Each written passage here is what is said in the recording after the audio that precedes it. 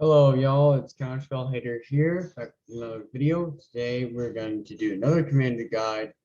I've chosen Galazeth Prismari for this. So, what is Galazeth Prismari? So, I'm going to answer that question for two generic blue and red.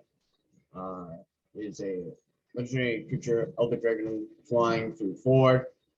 When it enters the battlefield, you create a treasure token. Artifacts you control have tap. Add 1 mana and 1 color. Spend this mana only to cast an instant sorcery spell. So we're going to be utilizing artifacts to cast instant sorcery spells and utilizing cards that, reward us for casting instants and sorceries. Let's get started with Unwinding Clock. A key component in this deck. For 4 generic, it's an artifact that untaps all artifacts you control during each of the player's untap step. So that can help you cast instants whenever you need to. And you will essentially have a response ready, hopefully, whenever you need it. Thanks for Unwinding Clock. Next, we have Sapphire Medallion, 2 generic artifact. Blue spells you cast cost 1 less to cast. So in addition to this, tapping for mana, blue spells we cast cost 1 less to cast, and that's not just instants, that's enchantments, planeswalkers, creatures, things like that. Masterful Replication, 5 generic and a blue instant. Choose one. Create 2 3/3 colors gone artifact creature tokens, or choose target artifact you control. Each other artifact you control becomes a copy of that artifact until the turn. So if you have something like Sapphire Medallion, then you copy it via Masterful Replication. So you have like 6 artifacts out. One of them is Sapphire Medallion. Then you play this and you target Sapphire Medallion. Then you have 6 Sapphire Medallions, making everything blue cost 6 less to cast, essentially. Can be pretty busted in this deck. And other artifact matters decks. Moving on, we have 1,000-Year Elixir. 3 generic for an artifact that says may activate abilities of creatures you control as though those creatures had haste. And for 1, you can tap to untap target creature. Nice artifact. Can help us with some stuff. Mirror Turbine. This goes great with Unwinding Clock. For 5 generic, you have an artifact that says tap. Put 1/1 colors, mirror artifact creature token on the battlefield, and then you can tap this and tap 5 untapped mirror you control and search your library for a mirror creature card, put it onto the battlefield, and shuffle your library. But really, what you're getting out of this is the artifact creature tokens that can help provide mana to cast your instant and sorcery spells, thanks to Galazeth. This also can help because it's an artifact. Next up, we have Electro Dominance. Double red and X instant. It deals X damage to any target. You may cast a card with converted mana cost X or less from your hand without paying its mana cost. How amazing is that? So since we're gonna have a lot of artifacts out, probably we want us, and we may have like a bunch of mana left over, or just lying around. We don't want that to go away. So Electro Dominance is a great card, so for us to just use it. Next, we have Gutter Snipe. 2 generic and a red creature, Goblin Offensive. 2/2. Whenever you cast an instant sorcery spell, Gutter Snipe deals damage to each opponent. So now we've got a way to deal damage in this equation. Alexa, pause timer. 1 hour timer paused. Sorry. Now we have a way to deal damage in this equation. So every time we cast an instant sorcery spell, First, is going to deal 2 damage to each opponent, whittling them down slowly. Next, we have Solemn Simulacrum. It's 4 generic. It's an artifact creature golem. Enters battlefield, you may search the library for a basic land card to balance the battlefield tap and shuffle the library. And when it dies, you may draw a card. This can also be mana ramp for instant sorceries, thanks to Galazeth Mars. Next, we have Skywise Teachings. 3 generic and blue. When you cast a non-creature spell, you may pay 1 generic and blue. If you do, create 2/2 blue Jin Monk creature token with flying. I believe I pronounced that right. He is silent. Just guessing a lot of non-creature stuff. Skywise Teaching will pay off. Next, we have Ron's Invocation. 2 generic, double blue.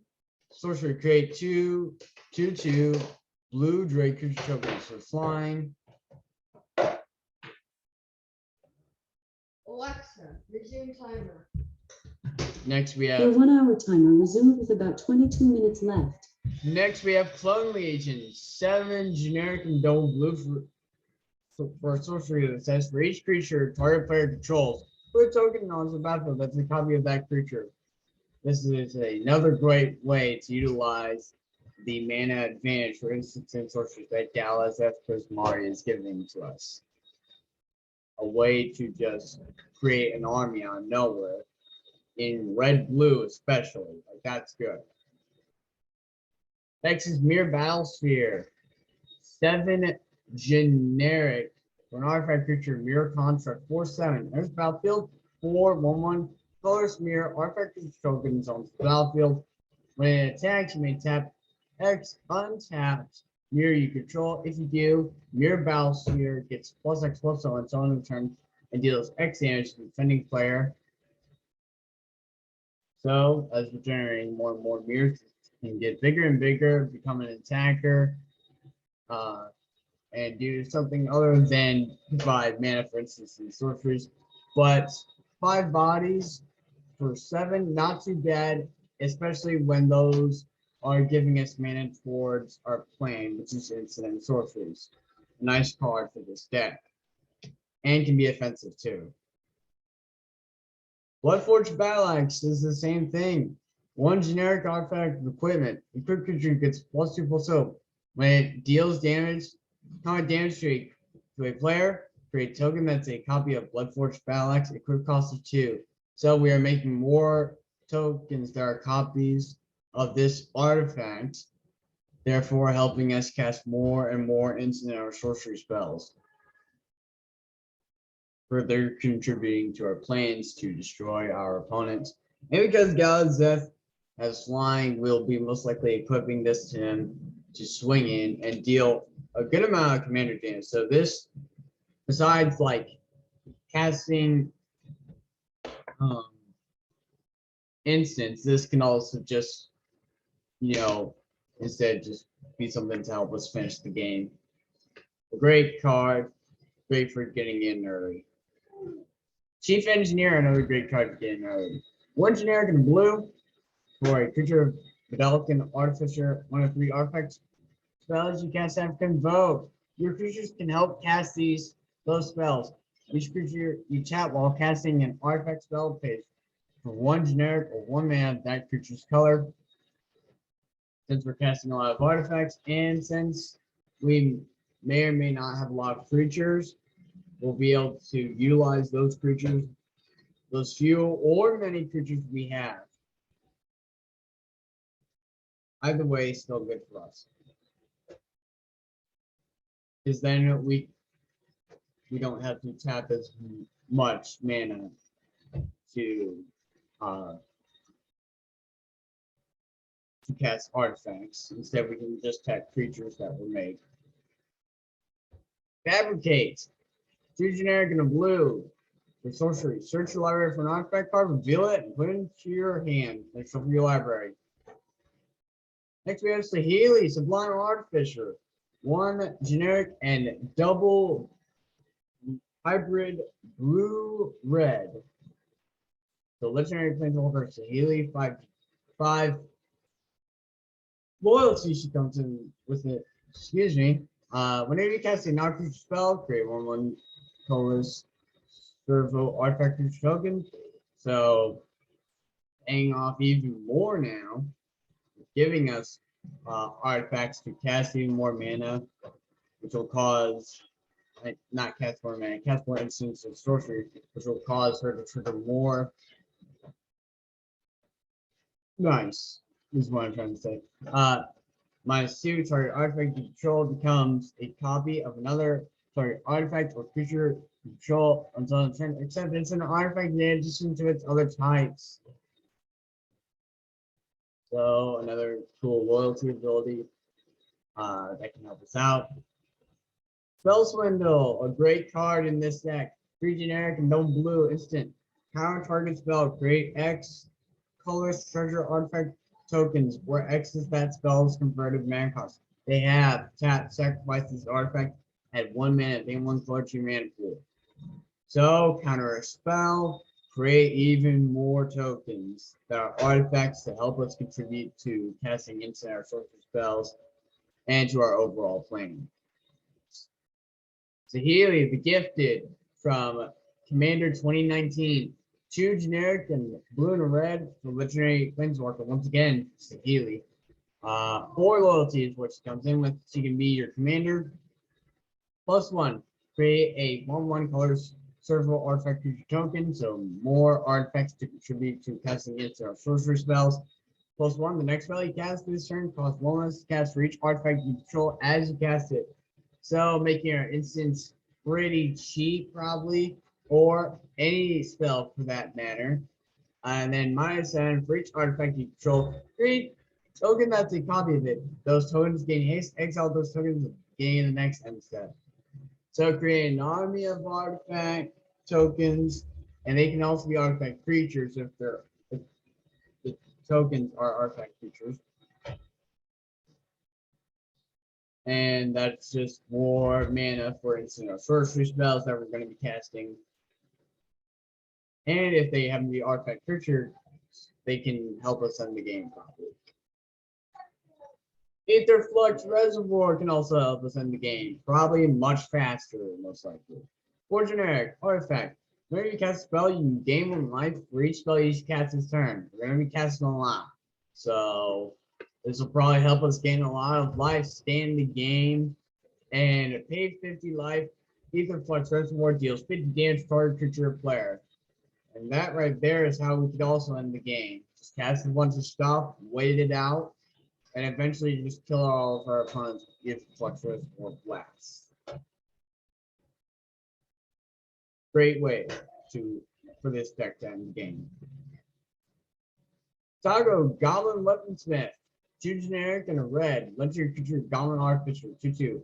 Whenever a land area is about to be under your control, you create a colors equivalent artifact token named Rock with creature has 1 tap, sacrifices Rock. This creature deals 2 damage to your target and a crit cost of 1.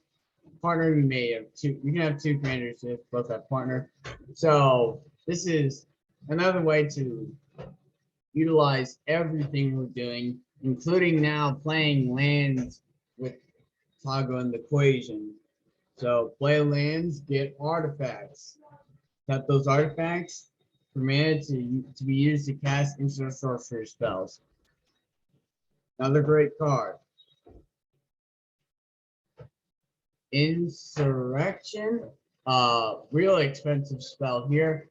5 generic, triple red, sorcery, untap all creatures and gain control of them until in turn. They gain haste until in turn. Nice way to suddenly have a board state and be a threat and possibly even end the game most likely. Next, we have Storm the Vault. 2 generic, blue and red, legendary enchantment. Whenever 1 or more creatures you control deal combat damage to a player, create a colorless treasure artifact token with tap. Sacrifice this artifact, add 1 mana of any 1 color to your hand pool. At the beginning of your end step, you can control 5 more artifacts, transform Storm the Vault. And then on the other side it is Vault of Kettle Can. Legendary land. Tap and 1 mana in 1 color, or you can tap it, add a blue mana to your mana pool for each artifact you control. Nice. And this can be used on anything, not just instant sorcerers, because this is not coming from Galazeth Prismar's ability that gives our artifacts the ability to tap and add 1 mana and 1 color to be cast on only instants and sorcerers. This is omnipotent. You can use it on anything. Sharding Sphinx. 4 generic and double blue for artifact creature Sphinx 4/4 flyer. Whenever an artifact creature you control deals combat damage to a player, you may create a 1/1 blue softer artifact creature token with flying. So dealing damage now can give us artifacts that we need to cast our instants and sorcerers thanks to Galazeth Prisma and Sharding Sphinx. Once again, another way to utilize everything we're doing. And that includes our opponent's drawing cards, thanks to Hall Breacher, a very dirty card that, if you did not know, got banned, which is actually not all that long ago, but a while ago. 2 generic and blue for a creature, fire 3/2 flash that broke the game. If an opponent would draw a card except the first one they draw in each of their draw steps, instead you create a treasure token. Disgusting, but it contributes to the plans. And that's why this card was banned in Commander. Next is Stormkiln Artist. 3 generic and a red for Dwarf Shaman 2/2. It gets +1/+0 for each artifact you control, meaning this might hit for a ton of damage if our opponents aren't careful, and we could possibly one-shot them if we get this one. Pagecraft. Whenever you cast or copy an instant sorcery spell, create a treasure token. So that's more contribution towards our plans and towards this guy's power. So we're doing 2 things. We're making this guy bigger and bigger in power, and we're allowing ourselves to have access to more mana for instants or sorceries. Next, we have Confirmed Suspicions. 3 generic and double blue. Instant counter target spell. Investigate 3 times. To investigate, you put a colored blue artifact token onto the battlefield with 2 generic. Sacrifice this artifact, draw a card. Or you can tap them thanks to Galazeth Prisma and use them for mana for only instants or sorcery spells. And this is a counter spell, so it's nice. Vidalcan Humiliator. 3 generic, no, blue for 3/4 Vidalcan Wizard that's going to most likely secure our win. Because, Metalcraft, whenever Vidalcan Humiliator attacks, it controls 3 or more artifacts. Your opponent's control lose all abilities and have base power toughness 1/1 until end of turn. Ouch. And we're going to be having a way more than 3 artifacts most likely when this comes out. So more than likely what this is it's going to be the thing that ends the game. Just like Mind's Desire. 4 generic and double blue, shuffle your library, then exile the top card of your library. Until end of turn, you may play that card without paying its mana cost. And Storm, whenever you can. When you cast a spell, copy it for each spell you cast before it this turn. So once again, probably more than likely a game ender because of how powerful this is and how much stuff we're going to have cast prior to this on that turn that we cast it. Meaning that we will go so far ahead because of what we are able to cast most likely that our opponents may not be able to catch up and will just die in the process of trying to. And then we have Birdie, God of Storytelling, 2 generic and red on one side. Legendary creature God, 3/3. Whenever you cast a spell, add 1 red mana. Until end of turn, you don't lose this mana as steps and phases end. Creatures you control can boast twice during each of your turns rather than once. Harmfell, Horn of Bounty on the other side, because this is a modal double-faced card, so MDFC. 4 generic in the red. Legendary artifact. Discard a card, exile the top 2 cards to your library. You may play those cards this turn. So you have 2 options. Either A, more mana from when you're casting stuff. Because then when you cast and you have Vergi out, that will allow you to have more mana, because whenever you cast a spell, you get red mana. So then that's just going to allow you to cast more spells. Or Hornfell, that can help you dig for spells by discarding cards and exile the top 2 cards of your library. You play those cards this turn. Especially lands, because red and blue isn't a color known for like ramping land wise, I should say. It can ramp in ways, just not like how green does. Trail of Evidence. 2 generic and a blue. Enchantment. Whenever you cast an instant spell, investigate. Once again, more artifacts for us to cast. For us to use, allowing us to cast more instances of sorceries. And these can also help us draw cards, which goes nicely in combination with Harmfell, Horn of Bounty, or Vergi, God of Storytelling. Either way, both need fuel. Because if you run out of cards for Vergi, then what good is her ability to give you mana? And also, Harmfell, that's pretty obvious too. So, Trail of Evidence, pretty important card. Thopter Assembly. 6 generic artifact creature, Thopter, flying 5/5. At the beginning of your upkeep, you control no Thopters other than Thopter Assembly. Return Thopter Assembly to its arsenal and create 5/1/1 colorless Thopter artifact creature token to flying. So, a nice way to get sort of a board state and mana for your instants and sorceries. And this can actually end up being 6 because you return to your hand, then you cast again. So a nice way to get you into the groove of things in like the late game, I guess we could say. Also a nice way to get a board state after a board wipe, because most likely Thopter Assembly will have returned itself to your hand before the event of that board wipe. So nice.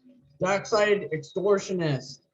1 generic and a red for Goblin Empire 1/2. Another great card, very well known by red players and Commander, or just anyone in general. When it enters the battlefield, it has that signature effect of creating X treasure tokens, where X is the number of artifacts and enchantments your opponents control. Now, keep in mind, this could be bad if your opponents aren't playing artifact or enchantment synergies, but still this can be good because there are a lot of good artifacts and enchantments out there that were also shown in this deck or are going to be shown later in this video. And due to that fact, Dark-Sided Extortionist being this deck is not a bad choice. Not to mention, Chief Engineer will make good use of this because artifact spells you control you cast have convoke. So Dark-Sided Extortionist can contribute in probably any way possible, whether it's giving you artifacts or just being a creature out there or being cast at all. Next is Young Pyromancer, contributing to us via giving us a board state. Because for 1 generic in the red, 2/1 Human Shaman, when you cast an initial sorcery spell, put a 1/1 red elemental creature token on the battlefield, giving us a nice board state, not bad. Mechanized Production, oh boy. 2 generic and double blue enchantment or enchantment artifact you control. At the beginning of your upkeep, create a token that's a copy of enchanted artifact. Then if you control 8 or more with the same name as one another, you win the game. Most likely will be because of how many we're creating. You just give this to like a treasure or clue or something, and then before you know it, it's GG. However, unfortunately, this may not happen due to the fact that your opponents will probably remove this. Paradox Engine, they will probably remove this too because of how good it is. 5 generic, legendary artifact, maybe cast a spell, untap all non-land permanents you control. So, essentially, our instance of sorceries, if you haven't cast enough at this point, well, you may as well be able to cast infinite because of Paradox Engine. Untapping all non-land permanents, including artifacts, which is what is allowing us to cast the instance of sorceries anyways. So, there you go. Curse of Opulence. From 1 red, it's an enchantment or curse. Enchant player. Whenever enchanted players attack, create a colorless artifact token named Gold. It has sacrifices the artifact. Add 1 mana and 1 color to your mana pool. Each opponent attacking that player does the same. So this can draw, for 1, draw attention away from you into someone else. 2, this can give you mana because your opponents are now attacking the cursed player because they are getting that gold. And 3, this is fueling your deck because gold can be used for anything, or you can have it stay around if you have Galazeth Prismari and use it to cast instant and sorcery spells. And actually, they can double up because you can tap them, add 1 mana, and spend it to only cast instant sorceries, and sacrifice them. So you're actually getting 2 mana out of gold tokens if you have Galazeth Prismari out. So actually, this is a way better card than what you think. Doctor Engineer, 2 generic and a red for a human artificer. Enters battlefield, create 1/1 colors. Doctor artifact creature token with flying. 1/3 artifact creature control have haste. So it allows our army of artifact creature tokens to attack immediately the turn they come out. Or they can tap for mana because artifact creatures' tap abilities are affected by their soniciveness. However, if they have haste, they can tap immediately for the mana we want, which is very important. Next is Goblin Offensive. Another great way to just spend all of our mana at once, provided by our artifacts and the little lands we have. So, 1 generic, double red and X. Now it's just that a little bit backwards, forwards, whatever, out of order. Sorcery. For X 1/1 red goblin creature token launch battlefield. So in this deck, most likely it's going to be a nice way to get a good board state when you need it most, because of how much mana you will have available to you to be used on instant and sorcery only, thanks to Galazeth Prismari. X is Stolen by the Fae, another great X spell. X and dual blue, return target creature with converted mana cost X to its owner's hand. You create X 1/1 blue area creature tokens with flying. No way to get a great board state and return a threat to its owner's hand. So get something like whatever ooze, or an Omega mutated creature, or a Delta, or like an Asian, Tyrant of the Dire Straits. There's nothing with ETB effects, especially Avengers and the card. No, I didn't learn that the hard way. People probably have, though. Anyways, moving on. Marine Mystic. 3 generic in the blue. Creature, human wizard. 1/5. Whenever you cast an instant sorcery spell, create 1/1 blue bird illusion creature token with flying. Another way to get a great board state. Alexa, stop. Holorand, Sky Summoner, 2 generic and double blue legendary creature, Merfolk Wizard 2/2. Sorry for copy quality. Got this out. Got this, from Google. Not all that reliable, but it's here. When you cast an instant sorcery spell, create 2/2 blue Drake creature token of flying. Now remember, we have Chief Engineer somewhere in here. If I can find him, there he is. So with all these creature tokens comes the ability to cast more artifacts, which then further gives us the ability to cast more instant or sorcery spells, contributing more and more to our plan. So keep that in mind. Red-blue creatures aren't always useless, even if they don't contribute to casting instant or sorceries.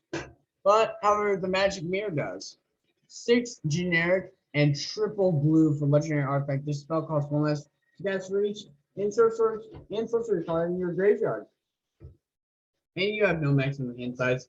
So this is probably gonna be cast really cheap.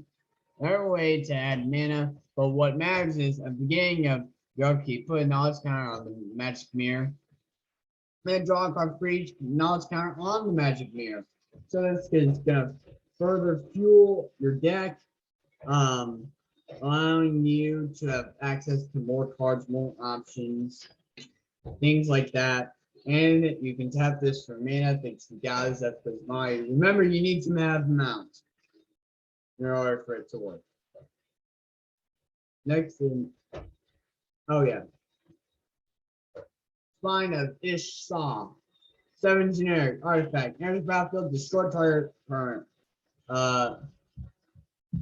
When Spine of Ish Saw is put into Alexa, start a 30-minute. Alexa, start a 30-minute timer.